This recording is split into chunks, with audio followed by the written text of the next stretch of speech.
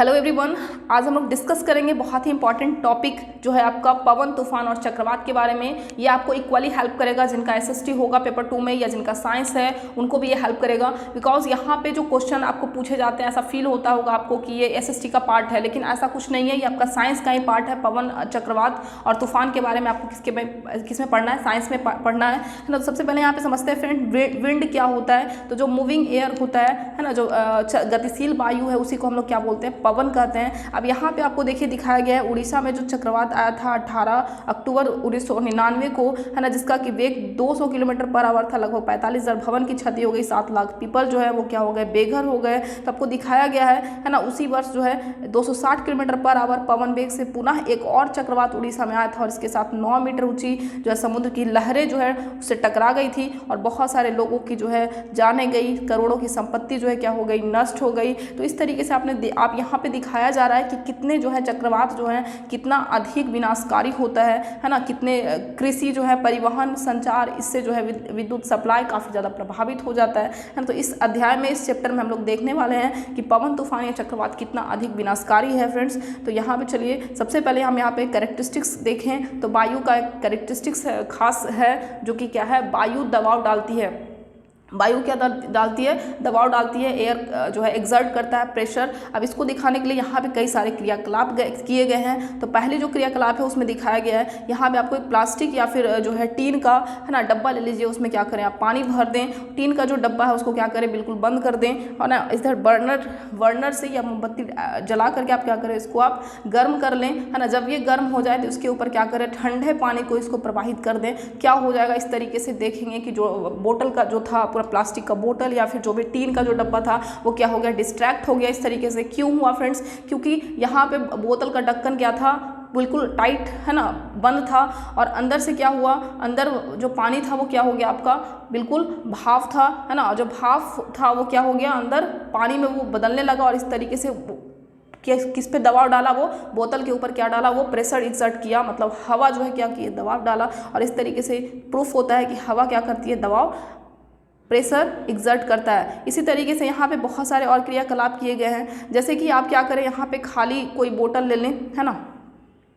ये देखिए, पवन का वेग बढ़ाने पर वायु जो दाब है वो क्या हो जाता है, घट जाता है। तो पवन का वेग बढ़ने पर क्या होता है, वायु दाब घटता है। इसको दिखाने के लिए क्या किया गया है, आप एक खाली बोतल ले लें, जैसा कि चित्र में यहाँ दिखाया गया है ना। खाली बोतल ले लें और इसमें क्या करना है, आपको एक कागज़ का, है ना, कागज़ के टुकड़े को इस तरीके से मोड़िए जैसे वो गेंद की तरह लगे। और यहाँ पे देखिए, यहाँ पे रखा हुआ है कागज़ का वो जो है ना, गेंद की तरह। और इसके बाद आपको क्या करना है, यहाँ से जो है बिल्कुल आपको फूंक मारना है। और फूंक जब आप मारेंगे तो आपको ऐसा फील होगा कि ये जो है अंदर, है ना, जब आप बोतल को इस तरीके से रखेंगे तो आपको फील होगा कि इस तरीके से अंदर वो चला जाता है। लेकिन अब जब बोतल को इस तरीके से टेढ़ा करेंगे तो वो नीचे नहीं जाएगा, है ना। बोतल पे डिपेंड करता है, अगर वो शंक्वाकार होगा तो अगर इस तरीके का होगा, अगर बोतल, है ना, इस तरीके का कोई कीप होगा और यहाँ पे जो है इस तरीके का आप कागज़ की गेंद रखेंगे और यहाँ से फूंक मारेंगे, है ना। तो यहाँ पे संकरा के कारण यहाँ पे प्रेशर क्या है, एयर का प्रेशर क्या है, ज़्यादा है ना। तो प्रेशर के कारण ये इधर से ढकेलेगा, है ना। आप इधर से आप हवा, इधर से आप क्या करेंगे, अपना मुंह से जो है हवा भरेंगे। तो यहाँ पे क्या होगा, जिसका प्रेशर, अंदर से अगर प्रेशर ज़्यादा होगा तो क्या होगा, ये जो कागज़ की जो आपका बॉल जैसा जो आप संरचना बनाए वो क्या होगा, वो बोतल के बिल्कुल यहीं पे, है ना, जो कि उसका बोतल का मुँह है वहीं पर रखा रह जाएगा, मतलब बोतल के अंदर नहीं जा पाएगा। क्यों नहीं जा पाएगा, क्योंकि अंदर जो है हवा क्या है, वो ज़्यादा है, क्योंकि संकरा है ना। बोतल क्या है, इस तरीके से संकरा है। तो यहाँ पे एयर जो है यहाँ की अपेक्षा क्या है, ज़्यादा घना है ना। तो दबाव, प्रेशर कहाँ ज़्यादा होगा, इधर से ज़्यादा होगा, इधर से कम हो जाएगा, इसलिए यहीं पे रह जाएगा। नेक्स्ट हम आगे यहाँ पे अगर क्रियाकलाप देखें फ्रेंड्स, तो यहाँ पे देखिए दिखाया गया है 2 बैलून लेना है आपको, है ना, 2 गुब्बारे आपको लेना है। इसमें क्या कर दिया गया है, पानी भर दिया गया है ना। इसको एक मेटल कुछ तार से क्या कर दिया गया है, इसको लटका दिया गया है ना, किसी एक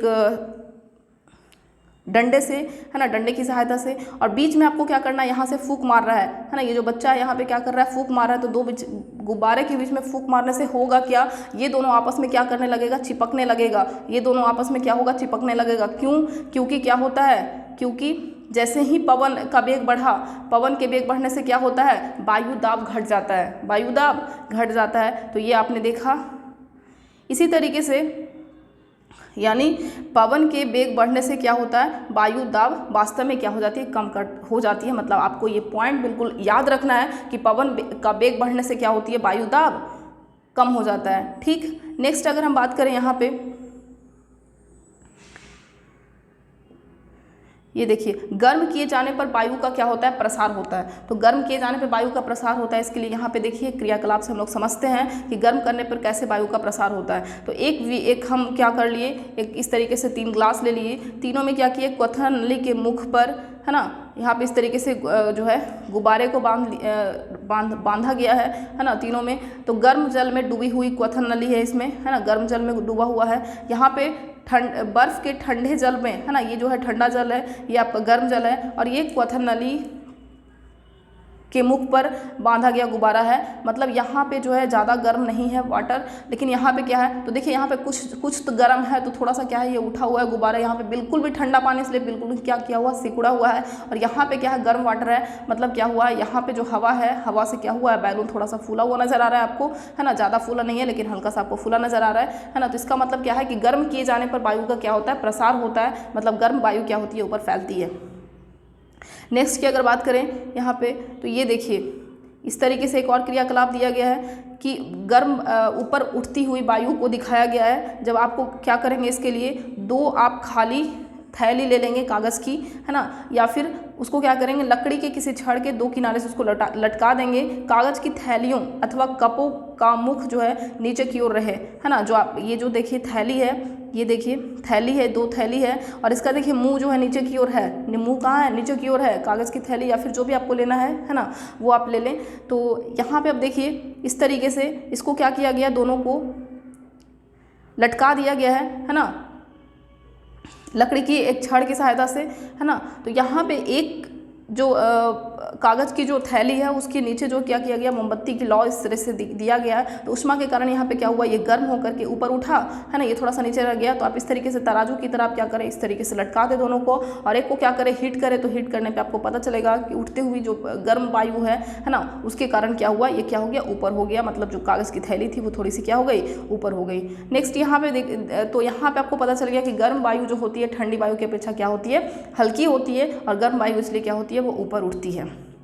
ठीक, इतनी बात क्लियर हो गई। नेक्स्ट हम लोग समझते हैं पवन धाराएं पृथ्वी के असमान रूप से गर्म होने के कारण उत्पन्न होती है ना। अब पवन धाराएं जो है कैसे उत्पन्न होती है, तो पवन की धाराएं जो है उत्पन्न होती है किससे से, पृथ्वी के असमान रूप से गर्म होने पर, है ना। कहीं कहीं पृथ्वी जो है ज़्यादा गर्म हो जाता है, किसी किसी पार्ट में कम गर्म होता है।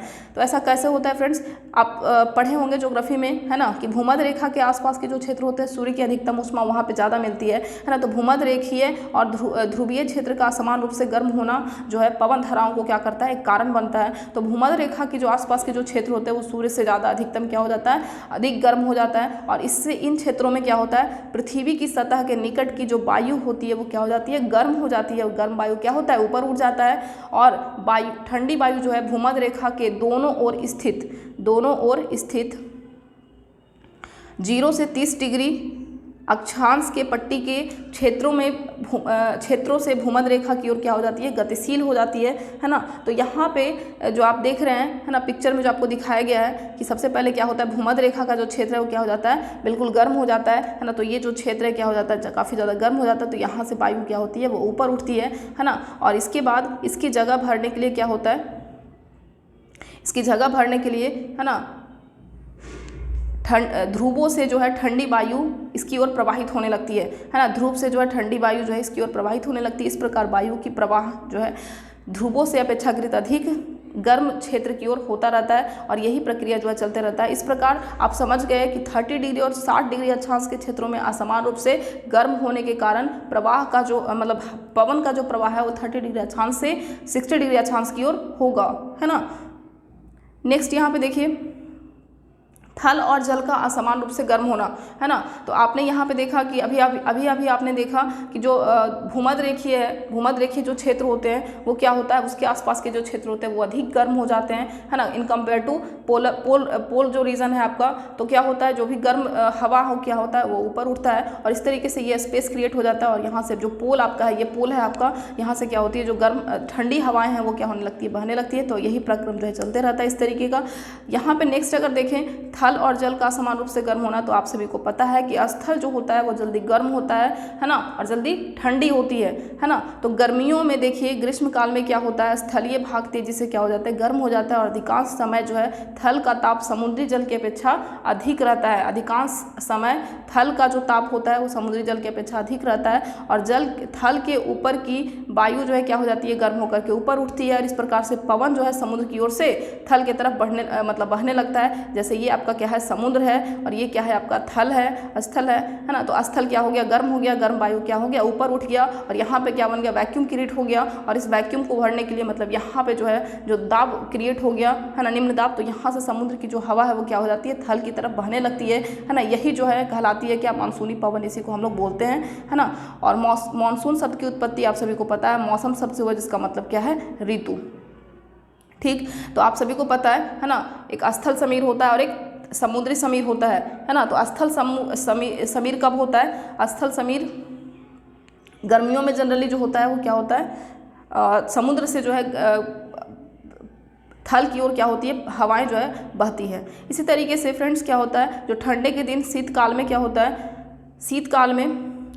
शीतकाल में पवन के प्रवाह की दिशा जो है विपरीत हो जाती है, थल से समुद्र की ओर बहने लगती है। चूँकि क्या होता है, जो समुद्र जो है देर से ठंडा होता है, देर से गर्म होता है, जल्दी गर्म हो जाता है ना। लेकिन क्या होता है, रात में क्या होता है, स्थल जो है क्या हो जाता है, स्थल जो है जल्दी ठंडा हो जाता है, लेकिन समुद्र जो है क्या रहता है, गर्म ही रहता है। समुद्र जो है गर्म रहता है, तो गर्म हवा क्या होता है, ऊपर उठता है रात में, है ना। और इस तरीके से यहाँ पे जो है क्रिएट हो जाता है वैक्यूम, और इस तरीके से स्थल से जो पवन बहने लगती है, इसको हम लोग क्या बोलते हैं, स्थल समीर जिसको बोलते हैं, है ना। तो जनरली रात में इस तरीके से होता है। तो आपने देखा होगा कि जो समुद्री जो क्षेत्र होते हैं, जहाँ पे रात के समय में क्या होता है, काफ़ी गर्म रहता है ना। तो इस तरीके से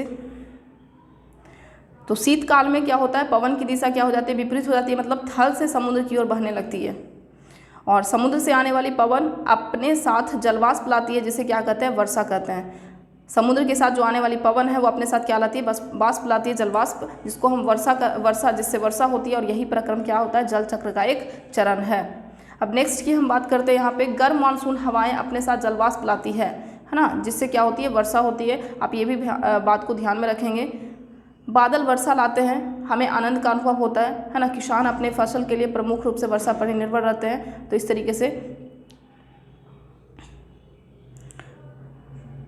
अब नेक्स्ट हम देखते हैं तड़ित झंझा को, है ना। तो जब वर्षा के साथ साथ क्या आती है, जब वर्षा के साथ साथ काफ़ी ज़्यादा हवाएं, है ना, उसके साथ साथ वर्षा, उसके साथ साथ कुछ ध्वनियाँ जो उत्पन्न होती है, उसी को हम लोग तड़ित झंझावात, जिसको हम क्या बोलते हैं, थंडरिंग बोलते हैं, है ना। थंडर स्टॉर्म जिसको अंग्रेजी में बोला जाता है। तो थंडर स्टॉर्म को समझते हैं यहाँ पे फ्रेंड्स कि थंडर स्टॉर्म्स क्या होता है। तड़ित झंझा भारत जैसे गर्म आर्द्र उष्णकटिबंधीय क्षेत्र में अक्सर विकसित होते हैं, है ना। तो जो भी तड़ित झंझा है, जिसको हम थंडर स्टॉर्म बोल रहे हैं, ये जनरली कहाँ पे होता है, जो ह्यूमिड ट्रॉपिकल रीजन होता है ना, जो hot and humid tropical region होता है, उसी में होता है ज़्यादातर, है ना। और इसके लिए क्या होता है, ताप में वृद्धि होने के कारण ऊपर की ओर उठती हुई पवन प्रबल हो जाती है। पवन वायु में विद्यमान जल की बूंदों को अपने साथ क्या ले जाती है, ऊपर ले जाती है, जहां ताप जो है कम होने के कारण वे क्या हो जाते हैं, जम जाते हैं, और पुनः नीचे की ओर गिरने लगती है। गिरती हुई जल की बूंदें और तीव्र वेग से ऊपर उठा हुआ जो वायु है, दोनों में परस्पर क्या होती है, क्रिया होती है, और इस प्रकार से बिजली जो है क्या हो जाती है, वहाँ से उत्पन्न होती है ना। लाइटनिंग जो है उत्पन्न हो जाती है, और जिससे कुछ ध्वनि जो है वो उत्पन्न होता है। इसी घटना को क्या बोलते हैं, थंडर स्टॉर्म उसको हम लोग कहते हैं। तो थंडर स्टॉर्म के लिए क्या क्या ज़रूरी है, सबसे पहला ज़रूरी है ना, कुछ मॉइस्चर होना चाहिए, है ना। अगर मॉइस्चर नहीं होगा, ह्यूमिडिटी कुछ चाहिए, क्लाउड चाहिए, ताकि क्लाउड वहाँ पे बन सके, है ना। जब इस तरीके से, है ना, तो जो भी गर्म वायु ऊपर जाती है वो क्या हो जाती है, जम करके वहाँ पे क्लाउड का फॉर्मेशन करती है ना। और गिरती हुई जल की बूंदे और तीव्र जो वेग से ऊपर उठा हुआ जो वायु होता है, उसके बीच में क्या होता है ना, उसके बीच में जो है कुछ परस्पर क्रियाएं होती है ना। तो रैपिडली जो है, जो वार्म अप हो रहा है एयर, है ना, उसके बीच में क्या हुआ, और वो जो बादल था, क्लाउड था, उसके बीच में क्या होता है आपका, कुछ क्रियाएं होती है, जिसकी वजह से क्या उत्पन्न होता है, आपका बिजली होती है, जिसके मतलब वहाँ पे कुछ ध्वनियाँ उत्पन्न होती है। इसी को हम लोग क्या बोलते हैं, थंडर स्टॉर्म कहते हैं। तो इतनी बात क्लियर हो गई। नेक्स्ट यहाँ पे देखते हैं, अब तड़ित झंझा चक्रवात कैसे बन जाता है ना, ये जो थंडर स्टॉर्म है वो साइक्लोन कैसे बन जाता है, ये हम यहाँ पे जानते हैं। तो बादल के बनने से पहले देखिए, बादल के बनने से पहले जल जो है वायुमंडल से उष्मा लेकर के वाष्प में परिवर्तित हो जाती है। बादल बनने से पहले क्या होता है, जल वायुमंडल से उष्मा को लेकर के वाष्प में परिणत हो जाता है। जब जलवाष्प वर्षा की बूंदों के रूप में पुनः द्रव के रूप में परिवर्तित होता है तो यह उष्मा वायुमंडल में क्या हो जाती है, निर्मुक्त हो जाती है, और निर्मुक्त होने वाली उष्मा के आसपास की वायु गर्म हो जाती है। इस प्रकार गर्म वायु ऊपर की ओर उठती है, जिससे क्या होता है, फिर से बहुत ज़्यादा वायु दाब क्या हो जाता है, वहाँ पे कम हो जाता है। इसके फलस्वरूप जो है क्या होता है, तड़ित झंझा के केंद्र की ओर उच्च वेग की अधिक वायु जो है गति करने लगती है, और इसी चक्र की पुनरावृत्ति अनेक बार होती है। इसी घटना को हम लोग क्या बोलते हैं, है ना, घटनाओं की श्रृंखला के अंत में बहुत ही निम्न दाब के एक ऐसे तंत्र की के साथ निर्माण होता है जिसके चारों ओर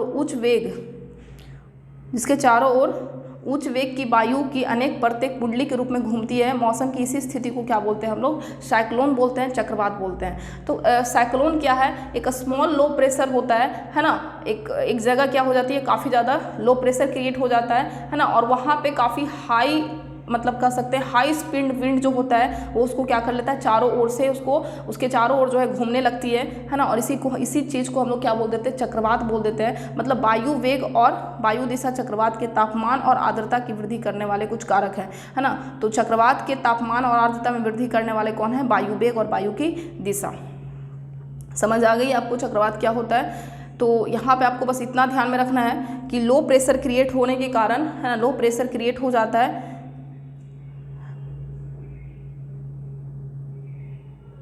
वायु क्या हो जाती है, गर्म होकर के ऊपर उठती है, और वहाँ पे क्या होता है, लो प्रेशर क्रिएट हो जाता है, और इसी यहाँ पे क्या हो जाता है, काफ़ी जो है हाई स्पीड की जो वायु है वो क्या करने लगता है, इसके चारों ओर रिवॉल्व करने लगता है, घूमने लगता है, और इसी चीज़ को हम लोग क्या बोलते हैं, साइक्लोन बोलते हैं, है ना, चक्रवात बोलते हैं।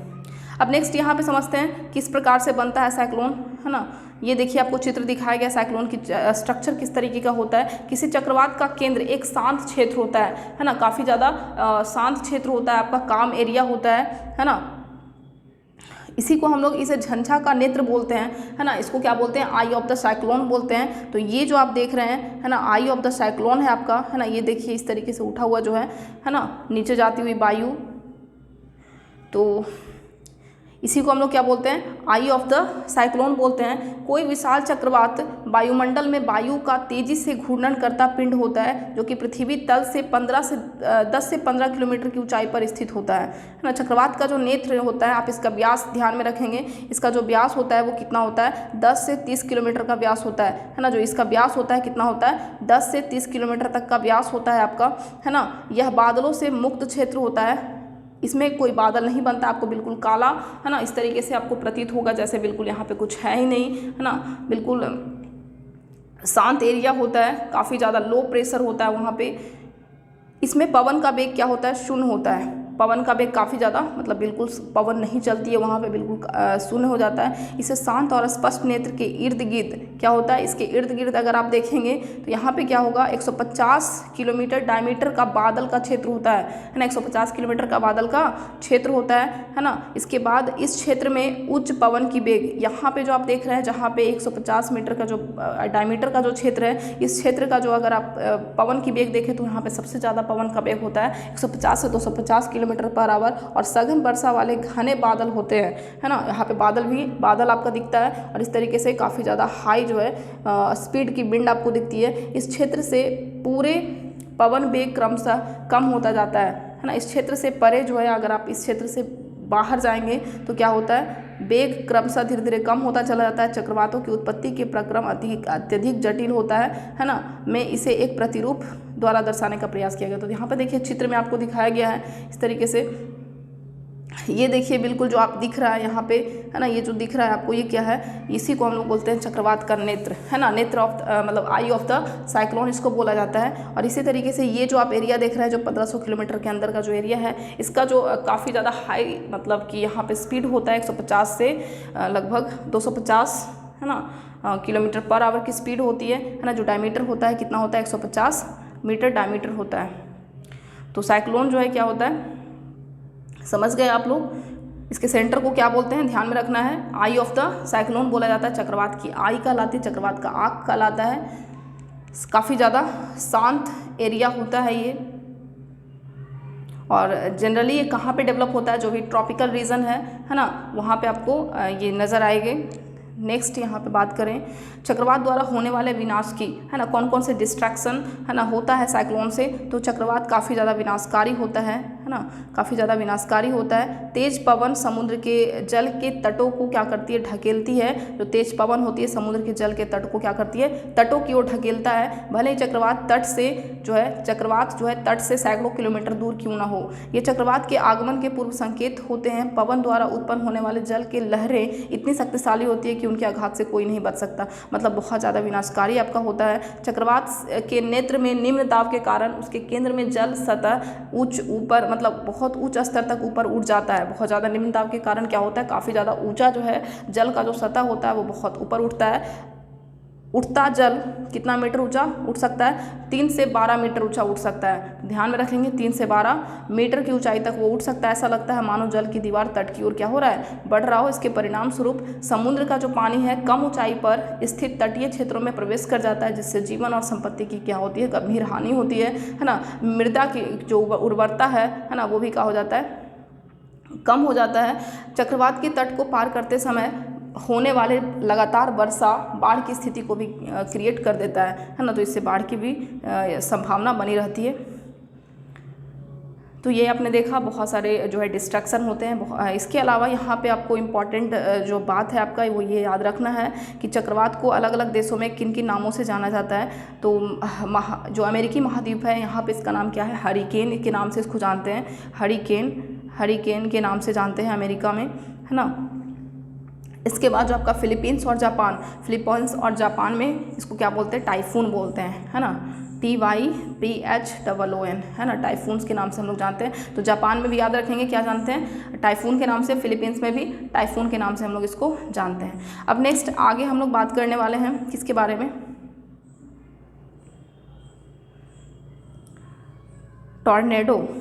इससे पहले हम लोग चक्रवात पहले पूरा देख लेते हैं। चक्रवात क्या होता है, चक्रवात अपने साथ अति उच्च वेग की पवन लाती है ना, बहुत ज़्यादा उच्च वेग की पवन होती है, जो घर, दूरभाष, अन्य संचार जो प्रणाली होती है, वृक्ष आदि को क्या पहुंचता है, हानि पहुंचता है ना। तो ये आपने देखा बहुत सारे जो है डिस्ट्रैक्शन होते हैं, जैसे बिल्डिंग डैमेज हो जाता है आपका, इलेक्ट्रिसिटी सिस्टम, या फिर जो भी ट्री है, पेड़ है, जो भी टेलीफोन है ना, वो सभी चीज़ क्या हो जाते हैं, प्रभावित हो जाता है, काफ़ी ज़्यादा विनाशकारी होता है। ये भी आपको ध्यान में रखना है कि कितने वाटर जो है, कितना साइक्लोन चक्रवात में वाटर का जो स्तर है कितना ज़्यादा ऊपर उठता है, तो 12 मीटर, है ना, मैक्सिमम कितना होता है, 12 मीटर उठता है। ध्यान में रखिएगा, ये सब पॉइंट आपको एग्जाम के दृष्टिकोण से आपका इंपॉर्टेंट है।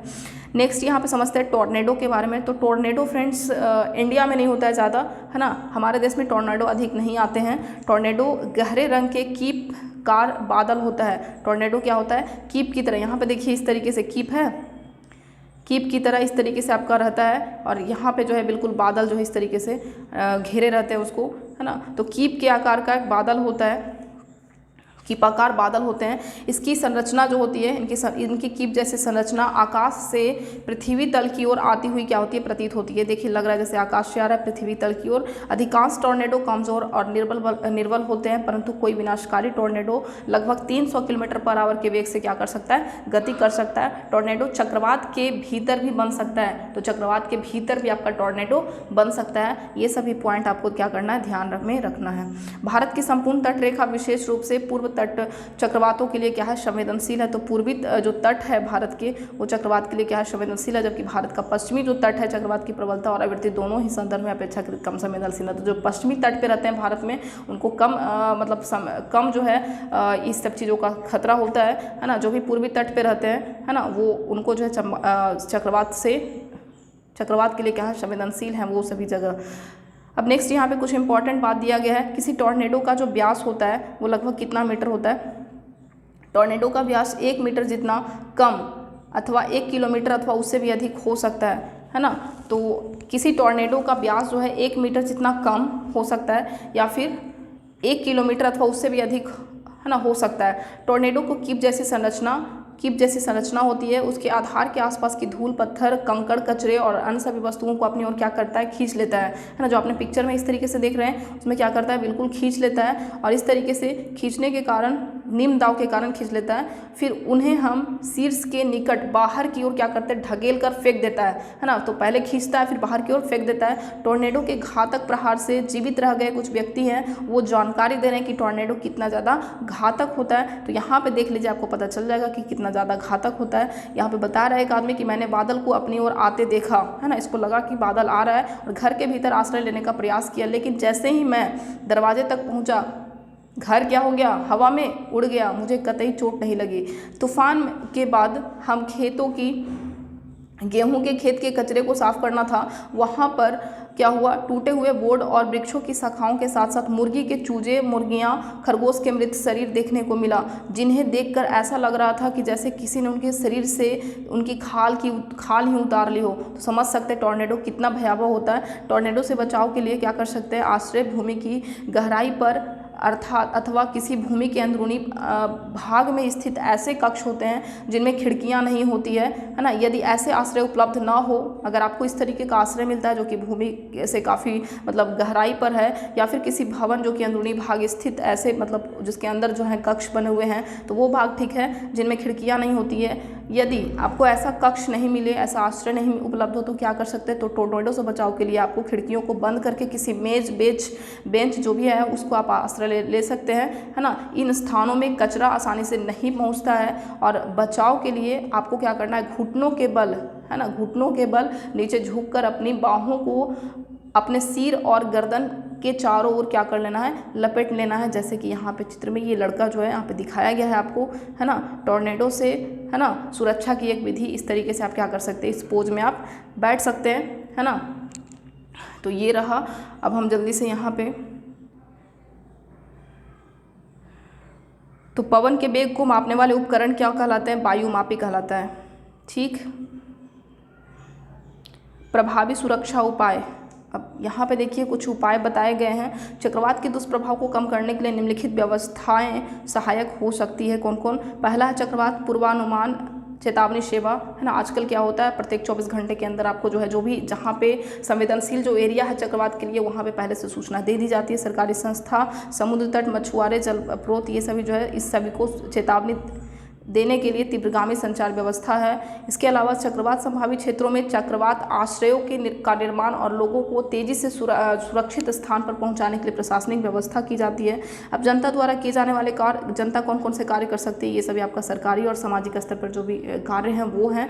अब जनता द्वारा किए जाने वाले कार्य क्या है, हमें क्या करना चाहिए, मौसम विभाग द्वारा जो भी सूचना दिया जाता है ना, उसको नज़रअंदाज हमें नहीं करना चाहिए। जो भी दूरदर्शन, रेडियो पर आप समाचार सुनते हैं उनको बिल्कुल नज़रअंदाज ना करें। इसके बाद हमें जो भी घरेलू जो साज सज्जा पालतू पशुएं हैं, वाहन है, इसको आदि को सभी को सुरक्षित स्थानों पर पहुंचाने के लिए आवश्यक प्रबंध कर लेना चाहिए। इसके अलावा जलमग्न सड़क पर वाहन चलाने से बचना चाहिए, क्योंकि बाढ़ से क्या हो सकता है, सड़कें क्षतिग्रस्त हो सकती है। तथा लास्ट आपका सभी आपातकालीन सेवाएं जैसे पुलिस, अग्निशामक दल, चिकित्सा केंद्र के टेलीफोन नंबर की सूची जो है अपने साथ रखें। इसके अलावा यदि आप चक्रवात प्रभावित क्षेत्र में रहते हों तो कुछ और क्या क्या सावधानियां आपको अपनानी चाहिए। तो सबसे पहला चीज़, ऐसे जल को पीने के लिए उपयोग ना करें जो कि संदूषित हो सकता है।